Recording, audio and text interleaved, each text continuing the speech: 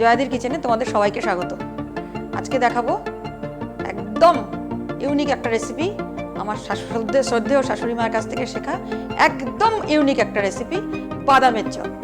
বাদামের চপ বানানোর জন্য আমি নিয়েছি প্রথমে ভাজা বাদাম, চিনি খানিকটা ডাস্ট করে নিতে হবে। একটা মশলা তৈরি করব, গোটা ধনে, গোটা জিরে, গোটা মৌরি আর দারচিনি, আর লাগবে একটু পেঁয়াজ কুচি, আদা কুচি, লঙ্কা কুচি, ফোড়নের জন্য লাগবে গোটা জিরে, স্বাদ মতো নুন, স্বাদ মতো চিনি, হিং, কোটিং করার জন্য সিদ্ধ করা আলু, বাইরের কোটিংয়ের জন্য আমি কর্নফ্লাওয়ার গুলে রেখেছি, আর লাগবে ব্রেড ক্রাম্ব, ভাজার জন্য সাদা তেল। প্রথমে গোটা মশলাগুলো একটু ভেজে নেব।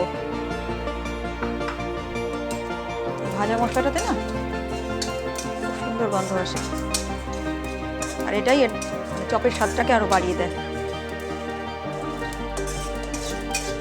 ভাজা হয়ে গেছে, এবার আমি নামিয়ে নিচ্ছি। এবার আমি বাদামটা আর মশলাটা মিক্সিতে গুঁড়ো করে নেব। বাদামের পুরটা তৈরি করার জন্য বন্ধুরা, বাদামটা কিন্তু হাফ ভাঙা হবে, পুরো ডাস্ট হবে না। এবার জিরেটা ফোড়ন দিচ্ছি। এবারে বাদামটা দিয়ে দিচ্ছি, স্বাদ মতো নুন দিলাম, একটু ডাস্ট করা চিনি দিলাম, জিরে ভাজার গুঁড়ো দিলাম, একটু আদার কুচি দিলাম, একটু লঙ্কা কুচি দিলাম। লঙ্কা কুচিটা বন্ধুরা দিয়ে যার স্বাদ মতো দেবে, একটু গরম মশলার গুঁড়ো দিয়ে, আর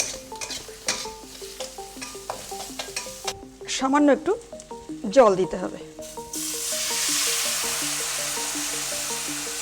পুরটা হয়ে হয়ে আসলে পেঁয়াজ কুচিটা ওপর থেকে দিতে হবে, কুচিটা ওপর থেকে দিতে হবে। এটা কিন্তু ভেজে দিতে হবে না, কাঁচা পেঁয়াজ কুচি।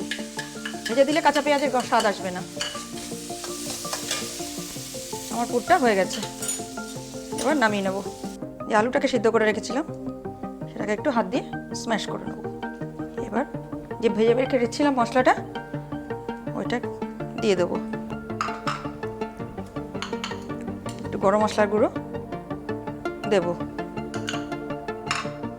আদা আর কাঁচা লঙ্কা যেটা কুচি করে রেখেছিলাম সেটা একটু দেব, স্বাদ মতো নুন দেব, চিনি ডাস্ট করে রাখা চিনিটা একটু দেব, খুব সামান্য একটু হিং দেব।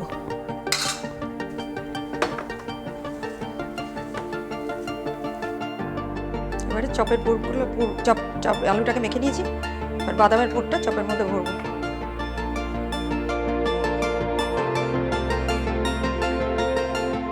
কর্নফ্লাওয়ারে ডুবিয়ে নিয়ে এবারে ব্রেড ক্রাম্ব লাগবে।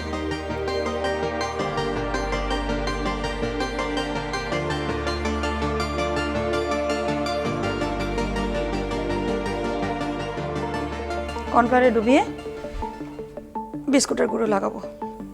হয়ে গেল বন্ধুরা, সব চপগুলো বানিয়ে ফেললাম। এই আমার চপ বানানো রেডি।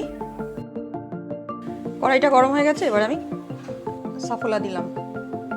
তোমরা বন্ধুরা অন্য যে কোনো সয়াবিন তেল, সানড্রপস, সানফ্লাওয়ার যা কিছু ব্যবহার করতে পারো। আমি সাফোলা দিয়ে ভাজছি। আমি এবার একটা একটা করে চপ ছেড়ে দিচ্ছি।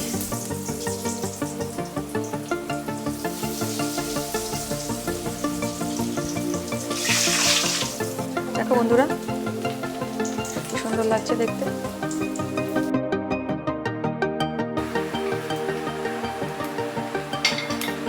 চপগুলো যখন বাদামি বাদামি হয়ে আসবে তখন একবার উল্টে দেবে। এটা আমার শাশুড়ি মার কাছ থেকে শেখা, আর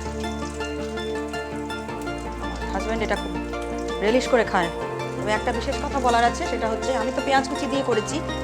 তোমরা যারা মধ্যে পেঁয়াজ কুচি খাও না তারা এটার মধ্যে নারকেল কোড়া দেবে, তাহলে দেখবে আরও টেস্টফুল হবে। আর পুরটার মধ্যে একটু নারকেলের কুচি দেবে।